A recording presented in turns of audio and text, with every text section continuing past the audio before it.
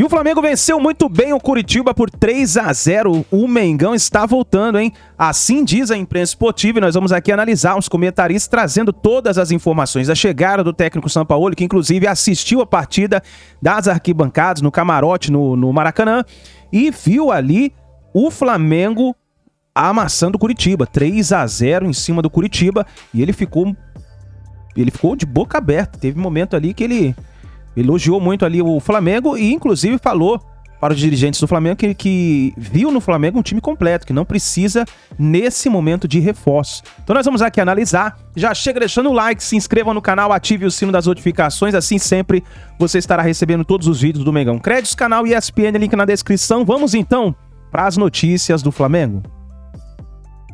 Só que aí você não pode, depois disso, que me parece com as equivocado, derrotas, querer mudar. Eu acho que a gente está invertendo a ordem nessa discussão. Eu acho que é equivocado achar que o treinador tem uma ideia e o elenco tem que se encaixar nessa ideia. Eu acho que é muito mais plausível você ter jogadores que jogam de um jeito, que são bons de um jeito, e ele usar isso a serviço do time, do que chegar com uma ideia pré-estabelecida. Mas é que o Flamengo vai mudando, ele não é o mesmo. Igual hoje não tem Arrascaeta. Se o cara, 4 anos o Vitor depois... Pereira estava usando o Cebolinha lá aberto. O Ayrton Lucas, a gente está falando que foi bem, ele usou com 3 zagueiros. É porque quando perde, tudo é errado. Eu concordo com o que você quer dizer, mas é que aquele Flamengo não está mais aqui. O trabalho do Vitor Pereira foi muito ruim.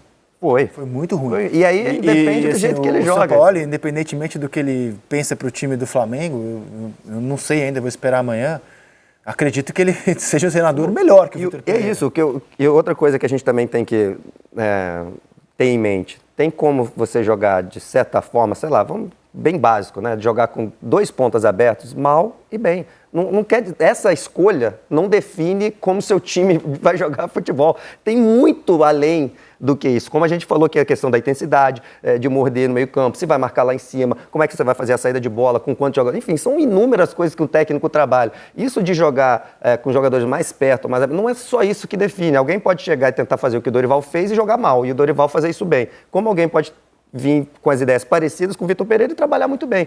Enfim, a minha expectativa do Sampaoli é que ele jogue do jeito que a gente está acostumado, com o campo bem espaçado lá na frente, a tal da amplitude, que hoje em dia todo mundo fala. Ele gosta de ter o campo aberto no ataque. Geralmente ele faz isso, de repente ele vai mudar. Mas ele gosta de ter um cara bem aberto lá e outro cara bem aberto do outro lado. Ele usou muito 3 zagueiros, colocou o Jorge de zagueiro pela esquerda. Não sei se ele vai fazer isso com o Felipe. O melhor momento do Jorge, né? Foi, né? Foi quando ele mais voou. Por dentro, não só de zagueiro, mas às vezes ele vinha muito como volante ali, né? Para deixar o Soteldo aberto pela esquerda. Isso é outra característica que o São Paulo tem. Ele gosta de um volante que consiga flutuar também já nas costas dos volantes. Lucas. De repente ele vai usar o Ayrton Lucas fazendo esse jogador aberto e ter os outros por dentro. A gente não sabe, mas assim... Variações, né? O X da questão Você achou uma boa tem que contratação? conversar. O Conrado achou boa contratação. Você achou boa contratação? Eu acho que ele tem um histórico positivo aqui no Brasil, é indiscutível, né? Ele fez um Santos jogar pra caramba, foi até nesse Vamos dizer, na América do Sul, em clubes, né? Tirando a seleção argentina, em clubes ele foi bem, né? No Arsenal, no Arsenal. Na seleção do Chile ele foi... Sim. Foi ok. Muito bem na seleção no Sevilha que ele não foi muito bem, né? Nesse mais recente. Eu acho que ele é um bom treinador, eu acho que ele tem boas ideias, isso é indiscutível. Eu acho que tem alguns poréns, que é a questão do temperamento, a questão do ambiente, e aí também entra como que os jogadores do Flamengo se comportam no vestiário, como que eles vão obedecer, porque tem que, obviamente, obedecer por ser uma hierarquia. E tem um componente também que eu estou muito curiosa. Todos os clubes que ele passa, ele pede algumas contratações. E eu quero ver como que vai ser isso aí também sobre... Eu vi um vídeo que viralizou hoje, alguém me mandou, infelizmente eu não sei onde está agora, mas... que ele estava lá no camarote, né? E quem estava ali embaixo, uns torcedores flamenguistas brincando. E Sampaoli falando em inglês, 10 reforços mais, 10 reforços mais. Aí até quem estava com ele estava rindo pra caramba. Então, mas se ele gosta de reforço, ele está no clube certo, porque o Flamengo é o clube mais arrojado no mercado brasileiro. Então, assim, nesse sentido, ele está no lugar que pode oferecer a ele os desejos com os quais Sampaoli sonha. Mas desculpa, é o melhor elenco que tem. Se a gente olhar, ele pode, e digo mais, ele tem opções de jogar com jogadores espetados, tem opções de jogar com jogadores por dentro de campo, entendeu? Ele tem zagueiros, ele tem laterais, então ele não precisa, é o maior elenco da América do Sul. Chama atenção que é o melhor elenco da América do Sul e é de todos os times da Série A, e aí eu volto a falar do trabalho do Vitor Pereira, de todos os times da Série A, o que tem mais derrotas no ano é o Flamengo. É um contrassenso. Isso com o estadual ali, né? O trabalho do Vitor Pereira foi muito ruim. Contrassenso, é um contrassenso. Você acha que você elogiou o lateral direito hoje, o Wesley, mas você não acha que essa, por exemplo, é uma carência do elenco? A lateral É direita? uma carência, né? A gente tem o Mateuzinho, a gente sabe que eles têm o Mateuzinho, Varela. o Varela. O Varela, para mim, é um jogador que não encaixou ainda, não tá bem, se comporta de uma forma muito defensiva, não consegue atacar. Não gostei do Varela até então. Parece que ele não se solta, né? Fica preso. E o Mateuzinho não tá lesionado. O Mateuzinho, quando entra, eu achava que ele estava entrando bem, inclusive. Eu acho ele um bom nome. O Wesley, no início do jogo hoje, eu senti que ele estava meio tenso ali, meio nervoso com a situação. Mas depois foi bem. Mas né? depois se soltou completamente. Que eu falei, ele pegou... Deu uma caneta bonita no começo. A janela fecha dia 20. É o último dia para você contratar jogadores que estejam sob contrato no futebol brasileiro. Dia 20, depois reabre em julho. Se um torcedor do Flamengo me ouvisse, sei lá, um ano e meio atrás, o que eu vou falar agora, ia ficar bem bravo. De repente, hoje alguns concordam, mas o que o Rodinei tá fazendo falta ali na direita do time do Flamengo, que a força que ele tinha, tanto para ultrapassar, para voltar, ajudava muito o Everton Ribeiro, inclusive. Acho que ninguém vai discordar que o que veio depois... Que antigamente... o que veio depois do Rodinei não conseguiu... equiparar o tinha nível que ele apresentou. Que às vezes, mesmo sem pegar a bola, ele arrumava espaço para o Everton Ribeiro, né? Que é quem cai mais por ali, mas é um meia, né? Que gosta de vir mais por dentro. Então ele está fazendo muita falta, né? O que falta no Varela, né, Aline, que você está falando, que parece que ele está meio travado, sobrava no Rodinei, né? Ele passava e passava com tudo, pegava a bola, dava o tapa na frente, muito vigor físico. Mas o Wesley deu uma boa esperança hoje para a torcida, entrou bem o garoto. E detalhe é que ele pegou o lado mais difícil, né, do Coxa. Verdade. Que foi onde o Aleph Manga caiu um pouquinho mais ali, né, um jogador melhor de 1 contra 1, caindo por dentro. Acho que ele foi bem, assim, nesse jogo de hoje. O pênalti, o André aí tinha acabado de entrar, né? O André, o jogador que era do Vasco, foi pro Curitiba no ano passado, começou muito bem fazendo gols, aí teve uma lesão séria, tá voltando aos poucos. Ele entrou no segundo tempo e cometeu o pênalti. Essa batida do Gabigol foi... absurda, né? Não marcava, havia 10 jogos, o maior jejum dele com a camisa do Flamengo, quebrou o jejum com um gol de pênalti. Ele colocou e muita no movimentação, né? Se esforçou muito hoje na partida mas do Gabigol. achei uma partida ruim dele ainda. Acho que ele... Por isso que, não sei se já está na hora de entrar no assunto, você está vendo que eu estou ansioso. Não, vamos entrar então. Por isso que para mim não explica, porque ele está mal também no ano. E entra nessa que eu estava falando. O Vitor Pereira foi mal? Foi péssimo. O Vitor Pereira foi horroroso. Mas tem muita gente devendo. O Gabigol, assim, não se explica, ele não está jogando bem. Hoje, de novo, ele não jogou bem. Se não fosse o pênalti, ele não jogou bem. Errou muita coisa, errou domínio, não foi... Enfim, ele está abaixo. Já o outro lado, o Pedro, apesar do momento horrível do Flamengo, está muito bem. Ele está brigando. Algumas questões pareciam já superadas no Flamengo, pela era Dorival Júnior, inclusive. Uma delas, acho que a principal era Pedro e Gabigol jogando juntos, que foi uma grande polêmica ao longo do ano passado, até a chegada do Dorival. E aí hoje, a decisão do treinador surpreendeu a todos. A gente não tem como analisar o trabalho do Mário Jorge, mas a gente tem como analisar o conteúdo da fala dele, né? A explicação que ele deu para hoje decidir escalar o Gabigol com o Pedro no banco. Dá uma olhada. Com relação à escolha, a gente foi muito vulnerável no jogo contra o Maringá, principalmente no jogo ali por dentro. Então a gente colocou mais um jogador para poder ter um pouco mais de consistência e fez a opção pelo Gabriel por ele ter um pouco mais de mobilidade. Então a gente tinha um estudo do adversário com relação a isso. A gente precisava desse jogador com um pouco mais de movimento ali no entrelinhas e o Gabriel me entrega isso. Só que o Curitiba veio de uma forma diferente daquilo que a gente havia estudado também. Então acabou... que a característica do Pedro também foi importante, ali a partir dos 25, dos 30 minutos, e que bom que os dois conseguiram marcar, né? Você vê que o Pedro vive uma fase fantástica, ele precisa de poucos toques na bola para poder fazer um gol. E o Gabi, a gente conseguiu fazer a situação dele ali, ver a energia do grupo com relação a ele, para atravessar esse momento, ele conseguir voltar a marcar. Reitero, vamos travar o debate não sobre a competência, o trabalho relâmpago do Mário Jorge, mas sobre o conteúdo da fala dele, as coisas que tem ali para a gente debater. Aline, como atleta, assim, agora comentarista, como é que você recebe... Porque assim, eu e o Conrado, a gente está meio chocado, né, com a decisão e com a explicação. Como é que você, assim, na visão de ex-atleta, recebe uma decisão como essa? Você achou que foi normal? Você acha que ela é defensável? Você achou boa a escolha dele? Acho que depende muito da questão de como o treinador conversa, o líder conversa com seus jogadores. Eu entendo o que o Mário Jorge falou, não acho que ele esteja errado. O momento do Pedro é indiscutível que é melhor do que o Gabigol. Para mim, ele é o segundo melhor jogador que tem no Flamengo. O primeiro é o Ayrton, a gente já havia falado sobre isso.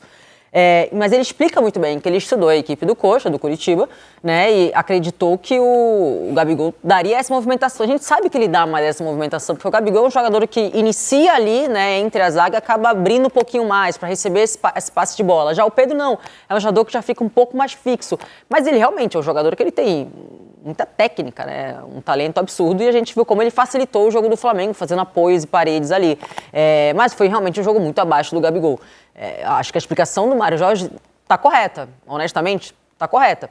E acho que está mais claro do que nunca, né, que essa briga aí vai continuar, uma briga positiva, essa competição entre os dois vai continuar, porque só vai caber um, né, e o momento, se for para ter um centroavante, o momento do Pedro, obviamente, que é melhor. A minha divergência é conceitual mesmo, com relação ao que disse o Mário Jorge, porque assim... Primeiro que o plano de jogo que ele imaginava para o Curitiba, o próprio reconheceu que não aconteceu. Funcionou. Então eu fico imaginando o Flamengo, o melhor elenco da América do Sul, barrando o melhor centroavante em atividade no continente. Para mim é o Pedro. Eu sei que isso é discutível, você pode avaliar se é o Cano, se é o Soares, se é o Hulk. Para mim é o Pedro. E acho que o Pedro é o melhor centroavante do Brasil no momento. Aí você barra um jogador dessa qualidade em função de um plano de jogo de um time que não é pouco, não é muito inferior ao seu. Não é que você está se adaptando para enfrentar o Liverpool, o Real Madrid. Você está enfrentando o Curitiba. Então você tem que ser dominante contra o Curitiba. Você tem um centroavante da qualidade do Pedro, que pode não entregar a movimentação, mas entrega 1 milhão de outras coisas muito boas para o Flamengo, como a gente viu, inclusive. O Pedro não ficou feliz com a reserva, é uma informação importante. Não é algo assim, não, o Pedro recebeu bem, não. Ele falou que ficou descontente com a escolha. E é uma escolha que eu acho difícil de defender por esses critérios. Sim. Se eu fosse o Pedro... Eu estou muito revoltado. Eu estou sem ser o Pedro, sem ter nenhuma ligação com nada, só de acompanhar futebol.